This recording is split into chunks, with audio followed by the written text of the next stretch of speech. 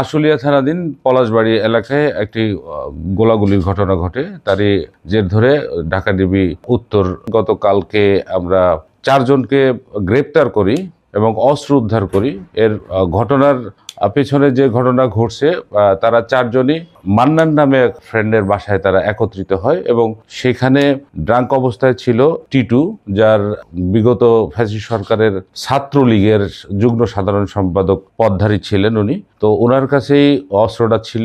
উনি নিজের উপস্থিতি এবং নিজের অস্তিত্ব, নিজের আধিপত্য বিস্তারের লক্ষ্যে যে কাজটা করছে, পিস্তলটা বের করে তাদেরকে শো অফ করে এবং ওই জায়গায় লোডেড করার পরে জুলহাসকে দিলে জুলহাস এই আমাদের যে ভিকটিম আছে তাকে গুলি করে। এই সংবাদ আমাদের কাছে আসার সাথে সাথে আমরা টিম নিয়ে বের হই এবং তাদেরকে প্রথমত 2 জনকে আলামিন এবং জুলহাসকে আমরা এনাম মেডিকেলের এখান থেকে গ্রেপ্তার করি। পরবর্তীতে অভিযান পরিচালনা করে টিটু এবং মান্নানকে আমরা পলাশবাড়ি এলাকা থেকে উদ্ধার করি এবং টিটু এবং মান্নানের দেখানো জায়গা থেকে আমরা অস্ত্রটি উদ্ধার করতে সক্ষম হই। আজ আসামিদের জিজ্ঞাসাবাদে তাদের বিরুদ্ধে মামলা প্রক্রিয়াধীন এবং আমরা অলরেডি বিজ্ঞ আদালতে প্রেরণ করছি এবং তাদের জিজ্ঞাসাবাদের জন্য মামলার আরও ঘটনা উদ্ঘাটনের জন্য জিজ্ঞাসাবাদের লক্ষ্যে আমরা রিমান্ডের প্রেয়ার দিয়েছি।